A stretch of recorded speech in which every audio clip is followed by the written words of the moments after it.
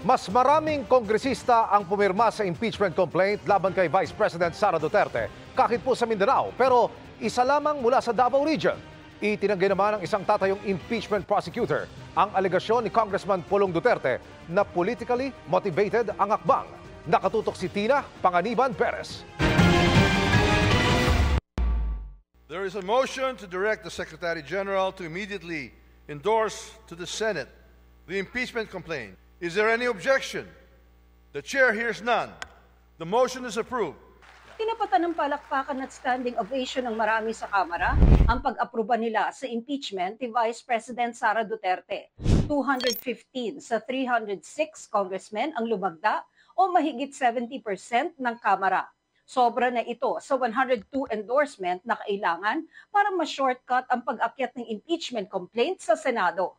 At base sa kwento ng GMA Integrated News Research, mas maraming kongresista ang pumirma kesa sa hindi mapa Metro Manila, Luzon, Visayas at Mindanao.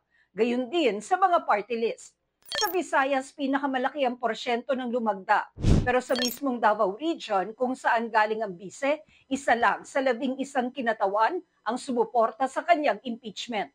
Una sa listahan ng lumagda, si Representative Sandro Marcos, anak ni Pangulong Bongbong Marcos, habang ang huling lumagda ay si Speaker Martin Romualdez, pinsan ng Pangulo.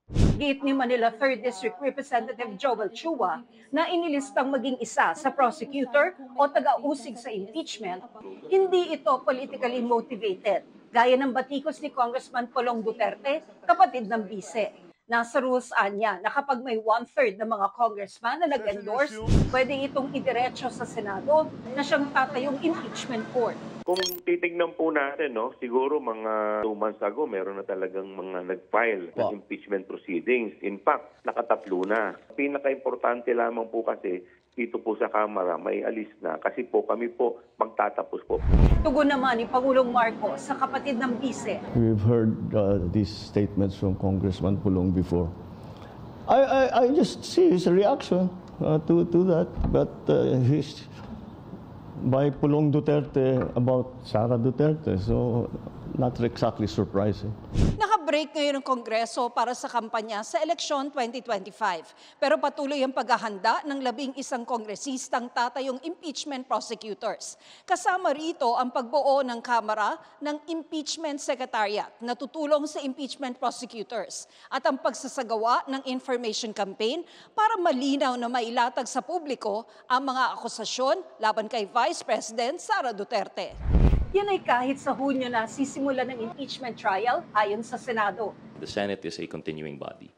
The House of Representatives is not. If ever we have a new composition of the 20th Congress, then I think they will just elect a new set of prosecutors, if ever. It does not stop the process. Para sa GMA Integrated News, Tina Panganiban Perez, nakatutok 24 oras.